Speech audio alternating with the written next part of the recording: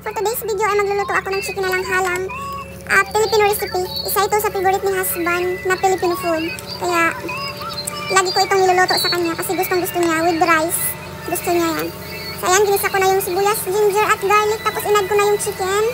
Yan, gisahin nyo lang yan. Tapos, salt at black pepper. Yan. Tapos yan, pakuluan. Alam nyo ba mga madam, masarap ito. Ito yung first time kong niluto ito ni husband, nasarapan siya. Kaya, binabalik-balik kong lutuin para sa kanya. Kasi gustong gusto niya talaga. Pati yung apritada, gusto niya din, tsaka adobo. Yung adobo, pork adobo, nilalagyan ko ng ng potato. Gusto niya din yun, with rice. So ayan mga madam, nilagyan ko na din ng sayote. Yan, pakuluan lang natin yan para mag-tender yung sayote at chicken. Naku, ang sarap-sarap talaga nito mga madam. Try nyo. Mabuti meron silang coconut dito sa Texas. Coconut in the can. Yan. Ibang lasa siya sa real coconut talaga na yung gina-grind. Ayun, yung mabibili mo sa palengke, yung real coconut talaga.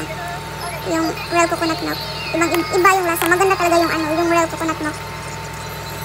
So ayan mga madam, lagyan ko na din ng bay leaves at chicken cubes. Tapos yung pepper, yung maanghang. Nilagay ko lang yung tama-tama para hindi masyadong maanghang. Ganun. Para ma-adjust ko yung anghang niya. Kaya hindi ko binuhos lahat yung pepper. Yung green bell pepper. So ayan, nilagyan ko din ng ano